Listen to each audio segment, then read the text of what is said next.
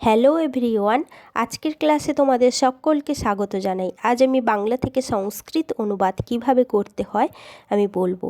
দেখো, একটা বাক্য আছে, আমার বাড়ির সামনে প্রাথমিক বিদ্যালয় আছে। দ্বিতীয়া বিভক্তির একটা সূত্র আছে, অভিত পরিত সময়া নিকষা হা প্রতিযোগপি। এই সূত্রটা আছে। কি কি শব্দ? অভিত, পরিত, সময়া, নিকষা, হা, প্রতি। এই সমস্ত শব্দযোগে দ্বিতীয়া বিভক্তি হয়। আর অভিত মানে কি? সামনে। অভিত শব্দের অর্থ সামনে, পরিত শব্দের অর্থ চারদিকে, সময়া, নিকষা এই দুটি শব্দের অর্থ হচ্ছে নিকটে, হা হচ্ছে ধিক আর প্রতি দিকে। তাহলে এই শব্দযুগে দ্বিতীয়া বিভক্তি হয়। এখানে কি আছে? সামনে। সামনে সংস্কৃত হচ্ছে অভিত।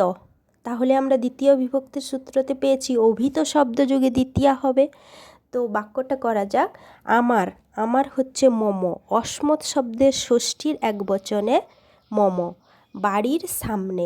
অভিত। অভিত শব্দযুগে দ্বিতীয়া হয়, তাই গৃহম হচ্ছে দ্বিতীয়া দেওয়া হয়েছে। মম গৃহম অভিত প্রাথমিক বিদ্যালয় অস্তি। তারপরে দেখো, 50টি ছেলে এই বিদ্যালয়ে পড়ে। 50-এর সংস্কৃত কি হবে? পঞ্চাশত। 50-এর সংস্কৃত পঞ্চাশত।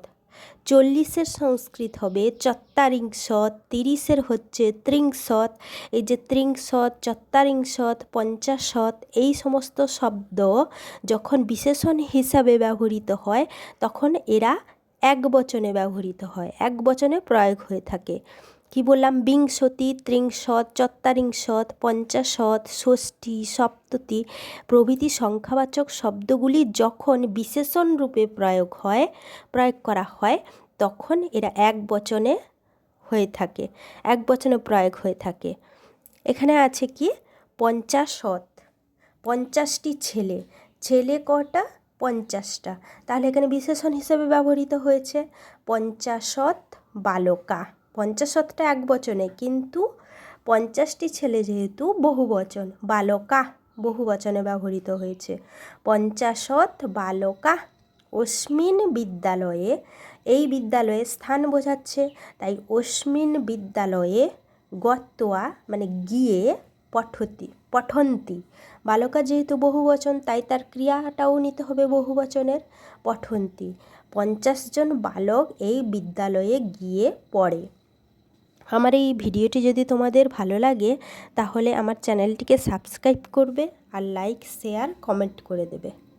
আরেকবার বলি যে বিংশতি মানে 20, ত্রিংশত মানে 30, চত্বারিংশত মানে 40, পঞ্চাশত মানে 50, ষষ্ঠী মানে 60, সপ্ততি মানে 70।